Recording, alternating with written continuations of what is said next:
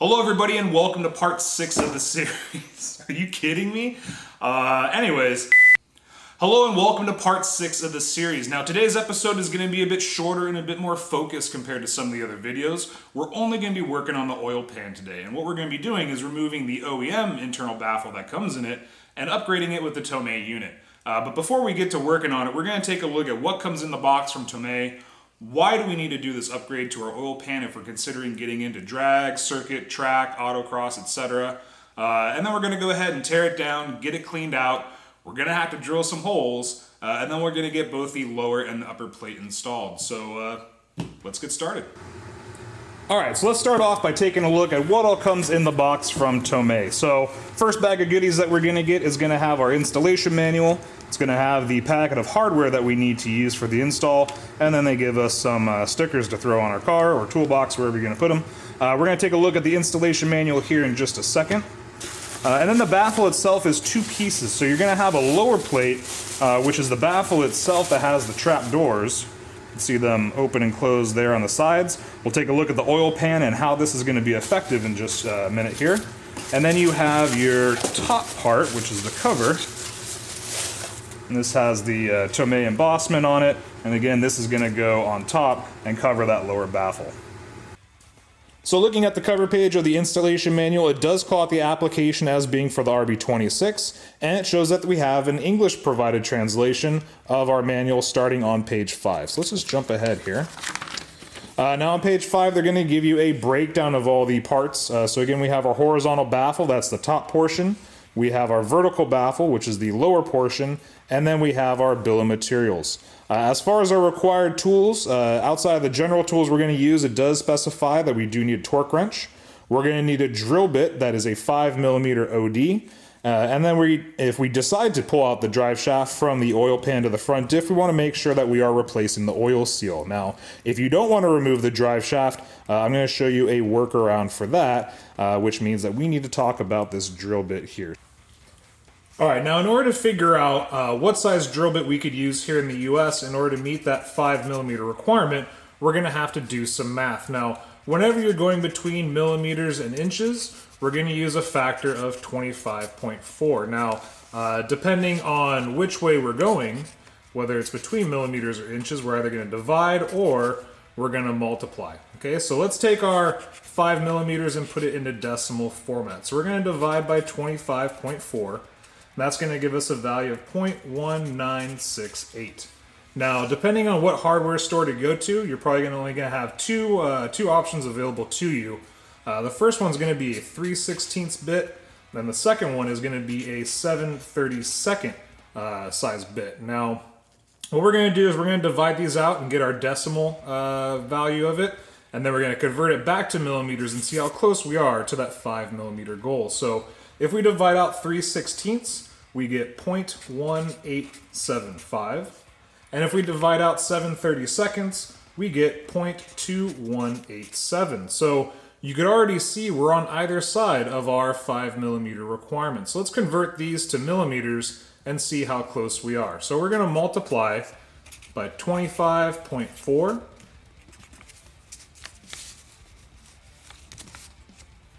And that's going to give us a value of 4.76. If we round that up, we have 4.8. And if we take our 0.2187 and we factor that out by 25.4, what we end up with is 5.55. If we round up, 5.6. So if our initial requirement was a 5mm, if we use 3/16, we're going to be at 4.8.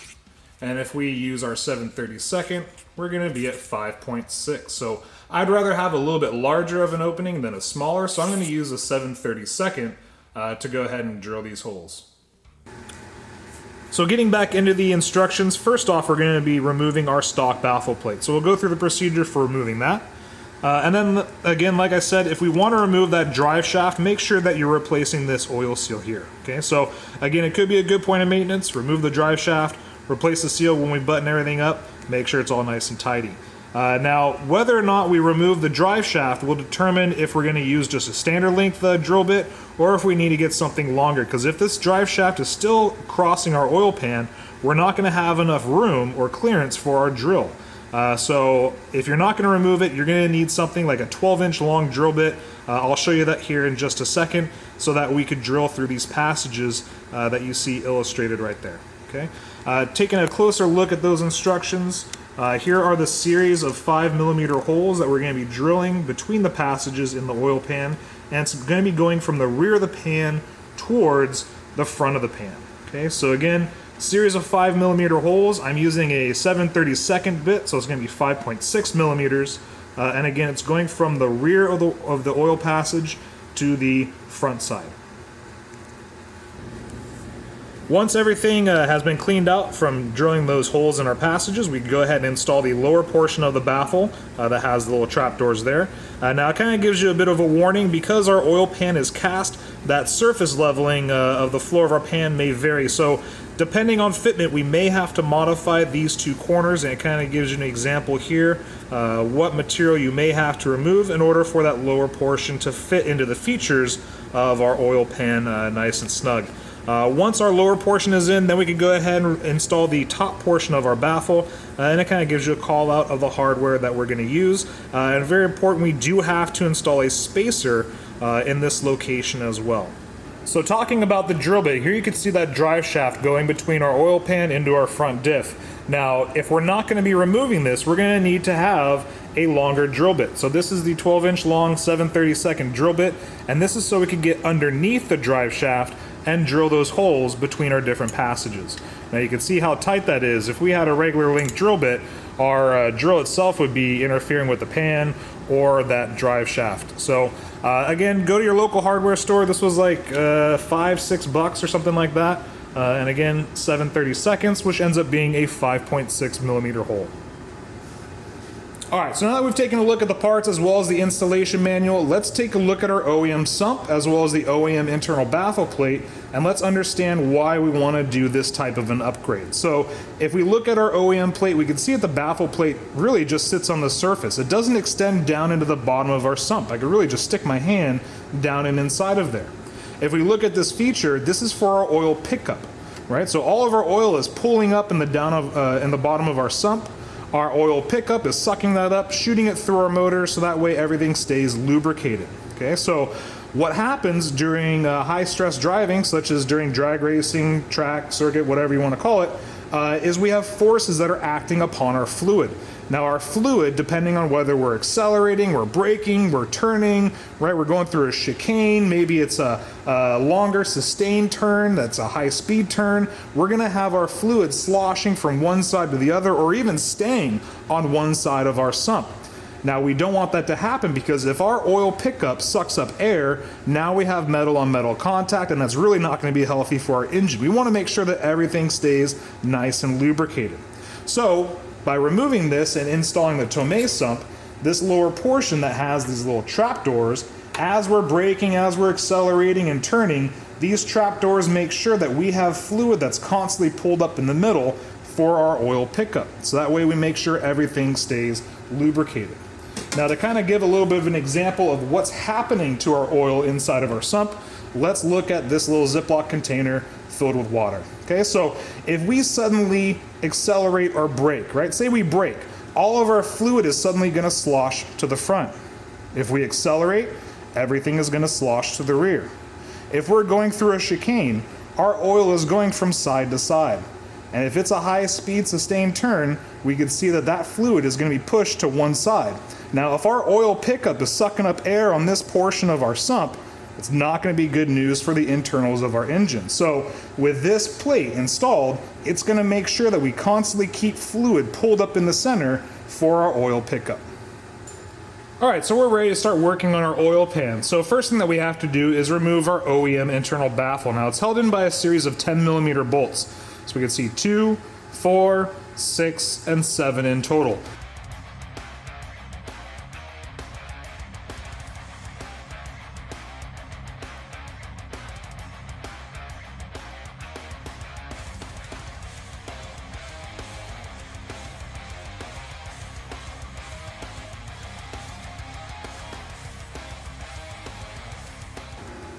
All right, so now that our internal baffle is removed, we can start drilling the holes. But before I drill these holes, I want to go ahead and clean out the sump, right? We've got some excess oil that's still down in here, some buildup from RTV that's kind of fallen down. So I'm just gonna hit it with a bunch of brake clean and some shop rags, and we're gonna go ahead and get this all nice and clean so we can make our holes.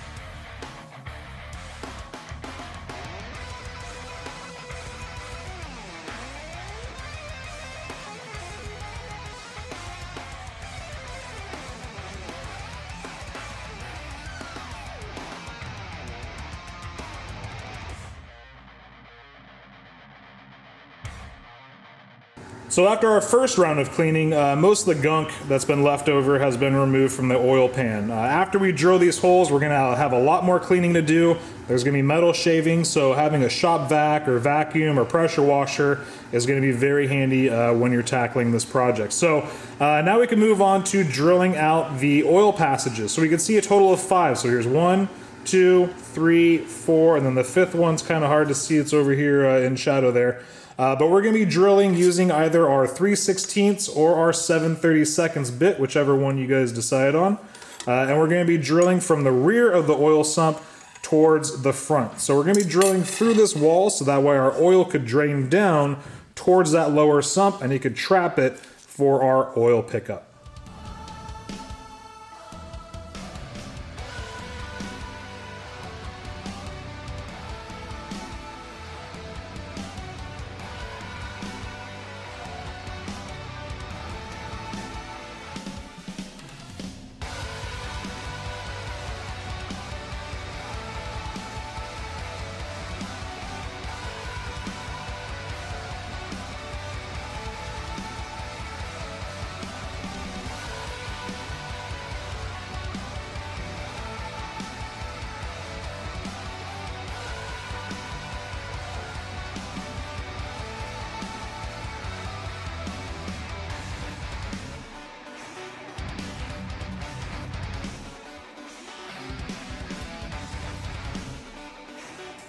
So now looking from the front of the pan, we could see the holes that we drilled out through these oil passages.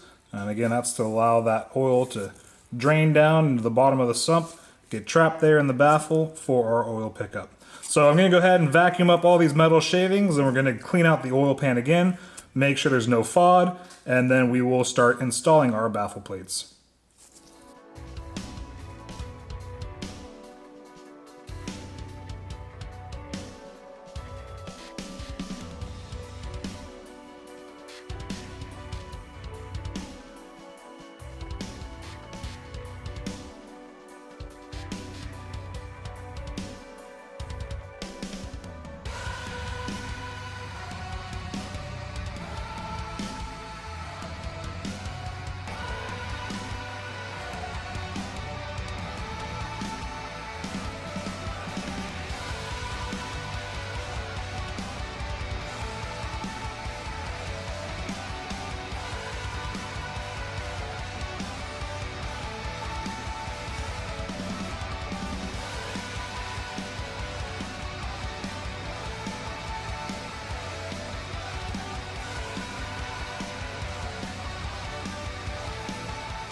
When cleaning out your oil pan with all the FOD from drilling out these holes, hitting it with compressed air and then chasing it with your vacuum, like I just showed you, is a really, really effective way. It's gonna disturb all the particles off the surface of your pan, and your vacuum is gonna be right there to suck it up. So I got no more debris in my pan. I'm gonna go ahead and hit it with some brake clean again, hit it with some compressed air as well as the vacuum one more time, and then we're gonna go ahead and install the baffle plates.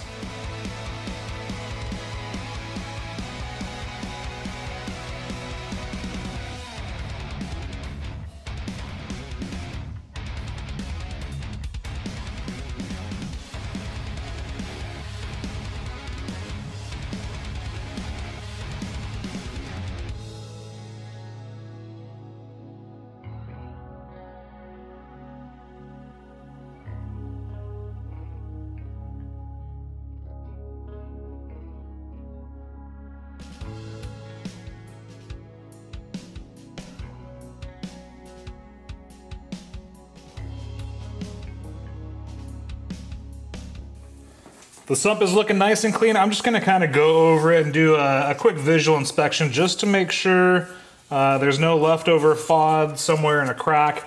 I mean, granted, once the new motor is assembled, you're gonna have metal shavings anyways from all the new components, and you're gonna be doing multiple oil changes, but still, you wanna minimize that risk wherever possible. So again, just kind of do a good visual inspection, make sure you got all your debris out of your sump before we install that lower portion. So it's looking good. Let's go ahead and get our baffle installed. The first piece we're going to be installing is our vertical baffle. So this is the lower portion of the baffle assembly that has the trapdoors. You can see it has 3 holes for the 3 different fastener locations there. So you kind of see the orientation that's already going to be laying in. And notice how one side has this elongated feature here, but it's not on the other. That's going to be going into this little channel in our sump. So if we go ahead and install, you're going to be installing this portion first, and it's going to kind of slide into place and then rest down on our little mounting tab. So go ahead and install this down. It's going to slide right into that front chamber, and it should slide right into place. Now, remember, they said depending on the fitment, depending on how level the floor of your oil pan is, we might have to shave off some corners. So let's kind of line everything up and see how she fits. So all 3 holes are looking like they're lining up pretty good. Everything's level. It doesn't seem wobbly or unstable. So I think we're going to be okay. Now we don't have to put any of the fasteners in yet. We're going to go ahead and put that top cover on, and then the fasteners are going to go down and secure the 2 together to our oil pan. With the horizontal baffle in place and lined up, now we can go ahead and just drop in our vertical baffle, and it's going to rest right on top. Go ahead and line it up with the mounting tabs. Now if we look at the hardware that was given to us in the kit, we have 2 10mm long bolts and 1 15mm long bolt. Now the 15mm long bolt is going to be used with this spacer. The spacer is going to go underneath this top plate, and then the 15mm bolt with our spring lock washer will thread down through. These 2 other 10mm bolts will be replacing those long ones that we removed from our OEM assembly. Now, as far as all the other fastener locations, we're going to be reusing our 10mm long bolts from our OEM internal baffle. So again, there's no sequence to assembly. Just go ahead and thread them down finger tight, and then we will torque them in place.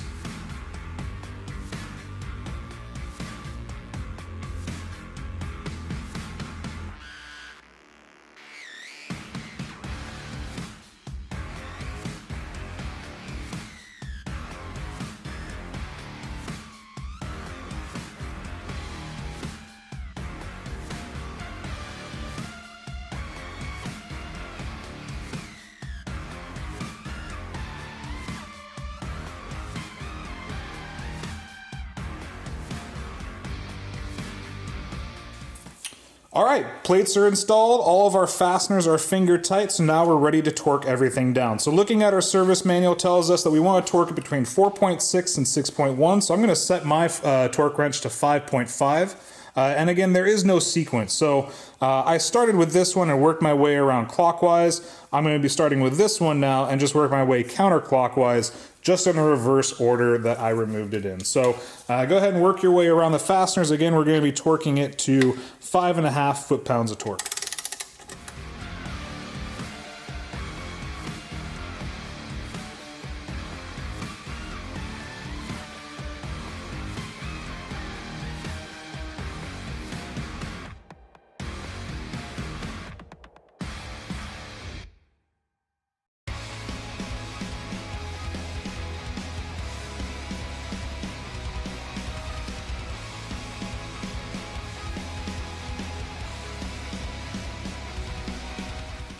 All right, so not that bad of a project overall. Biggest thing, make sure you have something to clean out all that FOD. You're gonna have a lot of metal shavings and a lot of leftover gunk from when you pull the pan, so make sure you're able to clean that out with a pressure washer or wet dry vac, compressed air, some brake clean, a lot of rags, etc. So you can see the trapdoors down under here. You can see where our sump is gonna be sitting. Make sure that we constantly have oil to suck up, especially if we're accelerating, braking, taking those turns. We want to make sure that our parts are staying lubricated at all times. Alright guys, that's going to wrap it up for part 6 and how to install the Tomei Baffle plate. Now as you can see, like I said, it's pretty easy and straightforward of a project to do. There's a couple other guys out there with instructional videos of how to do the install as well. Godzilla for one has a great walkthrough, and it's just really useful and resourceful to have these type of references available while we're all working on all of our projects. Now coming up in part 7, you're honestly probably not going to see that for a couple weeks. As Formula Drift season is approaching, I have some videos to film for that. But then I'm going to be tearing down the engine bay and getting it ready for paint. While the engine's out getting built, I want to make sure that when that gets back, the engine bay is buttoned up and dialed in and ready to have the engine dropped in proper. So stay tuned, like, subscribe, drop a comment, give me some feedback. I love talking to you guys, and as always, have a good one.